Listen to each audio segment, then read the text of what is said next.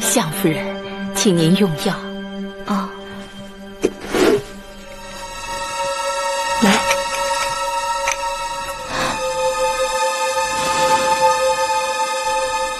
今日之药可与往日不同，闻着似有些难受。应王后之主新换了药方，夫人喝下去就好了。哦，女医治，相夫人刚刚用过早膳，这药的气味会让夫人觉得闷胀。您先把药放这儿，待会儿奴婢再服侍夫人喝。夫人，用药有时过了时辰，药效就差了。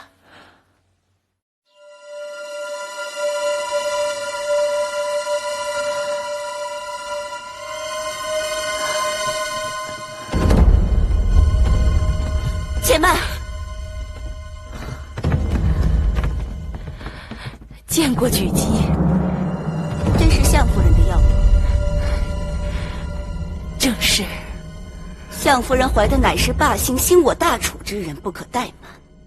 我刚刚启奏大王，从今日起，相夫人用的所有药，需全宫御医共饮药方。煎药熬药之事，须由永相令亲试。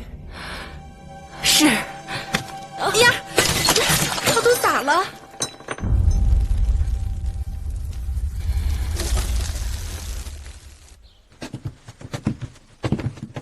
自今日起，直到你生下孩子，你和我一同住在这云梦台的主殿里。这是我的卧榻，你就在此歇息吧。啊，应女不敢僭越。让你住你就住。倘若你诞下霸兴，你的身份就会比我高贵，或许还会比王后更高贵。啊，可是没什么可是的。我这么做都是为了你好。夫人，这是女医治刚刚打碎的药丸，奴婢拿来了。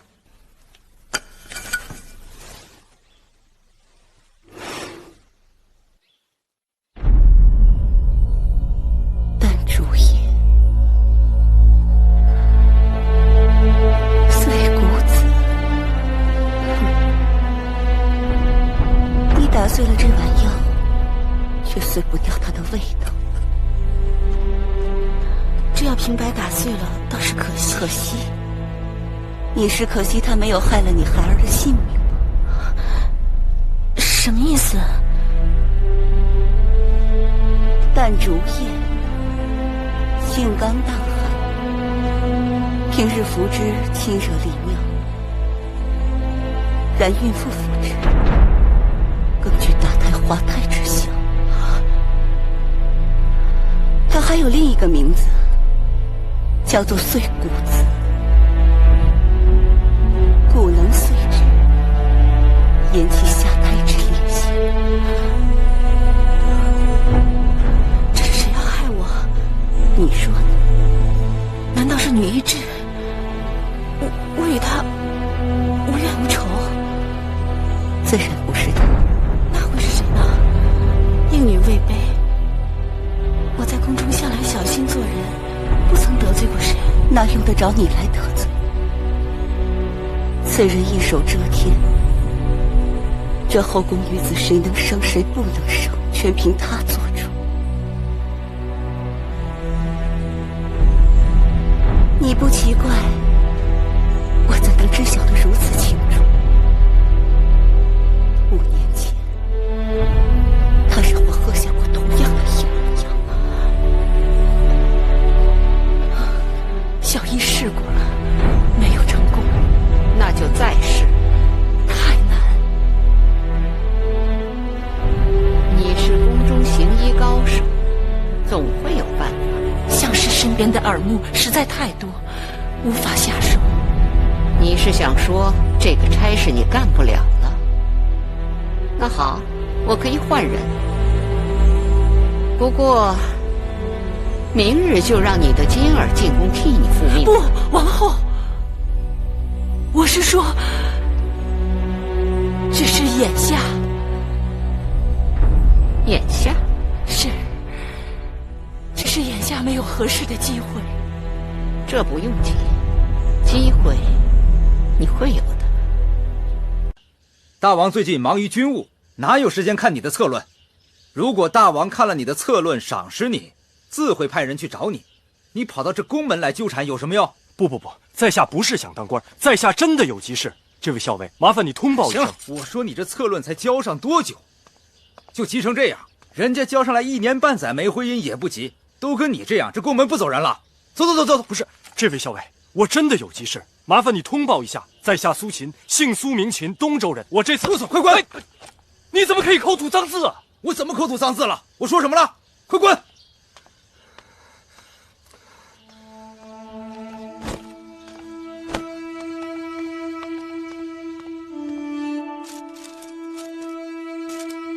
发子，天晚了，不急在这一时，咱明日再来吧。不急，让我看完这一卷。这天一黑，小公子就闹着要找你，这会儿肯定连魁姑都劝不住了。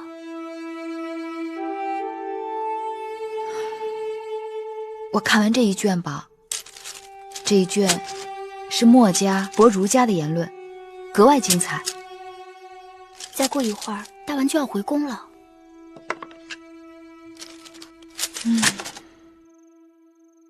好了，走吧。是。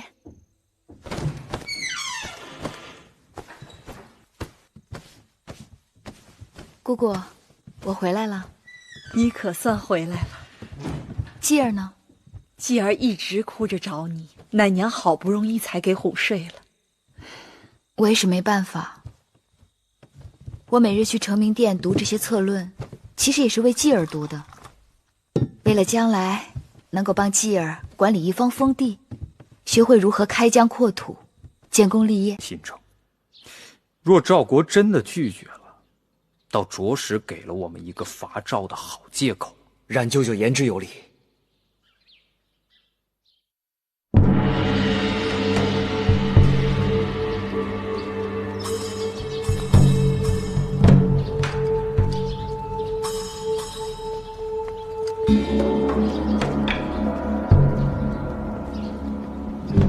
赵国使臣蔺相如送和氏璧入秦宫。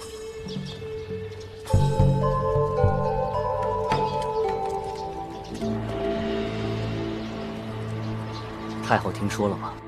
赵国使臣已将和氏璧送入秦宫了。大王定是费了不少周折，才把宝玉请到了咸阳。大王孝顺，为博太后欢心，答应用15城与赵国交换宝玉。15城？是15城啊！那是多少将士的性命，是大秦几代君王的心血。不行，此事太荒唐。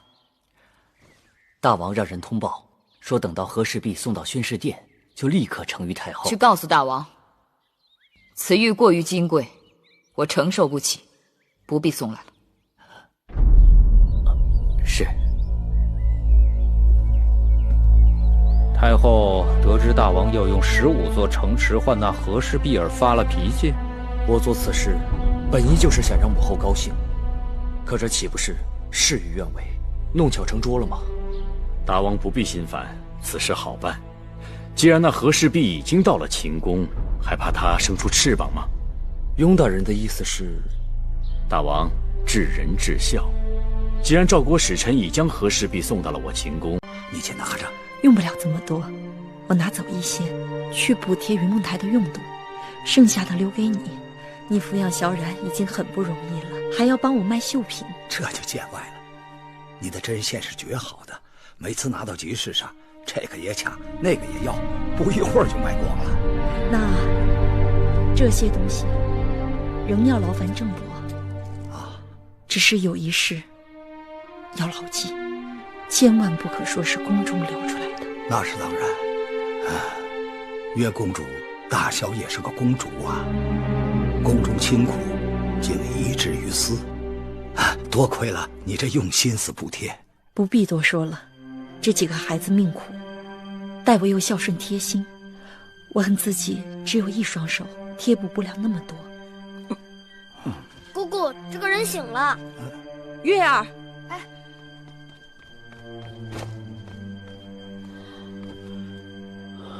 先生是何人？怎么会伤成这样？我这是在哪儿？你们是什么人？我叫芈月，这是魁姑，这是我的弟弟小冉，这是郑伯。哎，先生，别动。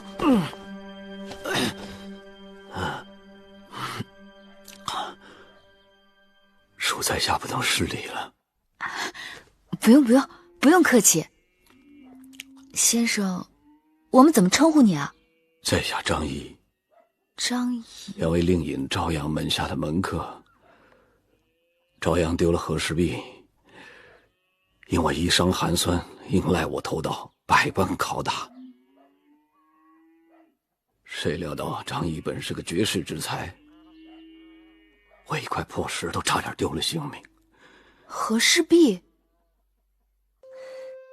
不过我这儿有一方子，是早些年魏国美人勋姜王后护理秀发用的。此方先要采摘金鳞草、白芷、山泻、宫殿香、辛夷晒干，再加大黄、粉丹皮、细辛、细细研磨成粉，加少许麻油拌匀后晒干制成。待头发洗净后，将粉末撒在头发上，再用篦子细细篦去。用此方后，不但可使头发香气袭人，还能长久保持柔软光泽、细腻如丝。妹妹，你不妨试试。都说宣姜真发如云，不屑敌也。原来是有这么好的方子在帮他。可是这个秘方太过繁琐，妹妹是慵懒之人，繁琐之事都避之不及。哪用得着妹妹亲自动手？我那儿就有现成的。莲儿，一会儿跟美人端一坛过来。是。妹妹怎敢如此劳驾姐姐？你我姐妹相称，还分什么彼此呀？那谢谢姐姐。拜见大王。臣妾拜见大王。臣妾拜见大王。起来，起来，都起来吧。你们这是？我听说美人妹妹刚刚入宫，人地两生，唯恐下人伺候不周，特来照应。我们已结为姐妹，愿同心协力，共同侍奉大王。同心协力伺候寡人？南后姐姐一片赤诚，体贴入微，待臣妾如亲姐妹一般。南后宽仁大度，开诚相见，实为后宫楷模。看到爱妃相处得如此和谐，实在是寡人制的酸梅汤。酸梅汤？大人，你是本地人？奴婢是本地人。你的烹饪手艺肯定不坏呀。奴婢家里头祖传秘制酸梅汤，这边的小城人人皆知。这酸梅汤不过是用乌梅、山楂做原料，再加蜂蜜调味。哎，你的酸梅汤难道有何特殊之处啊？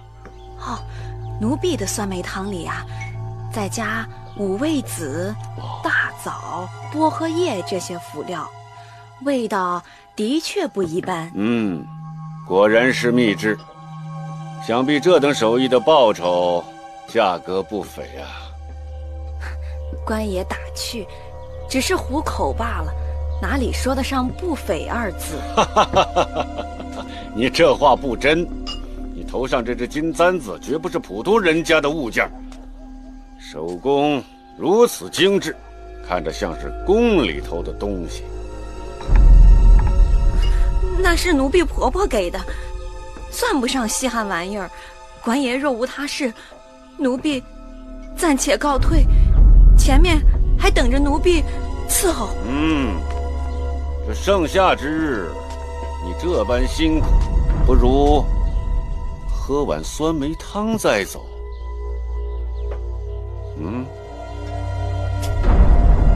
这汤是给贵人们准备的，奴婢哪配？我说你配，你便配。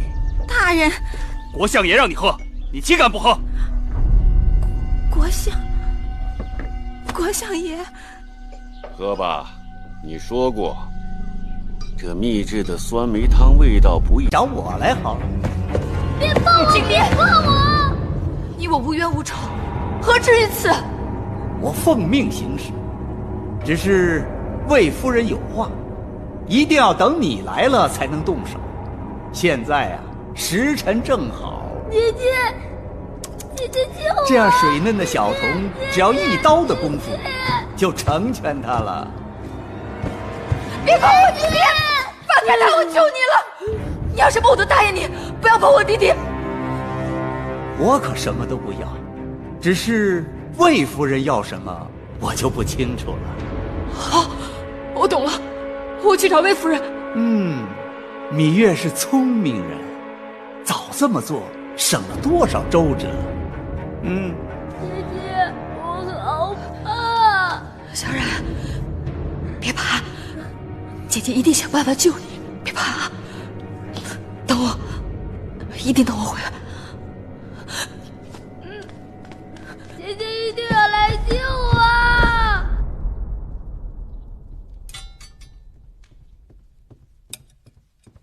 夫人，芈月求见。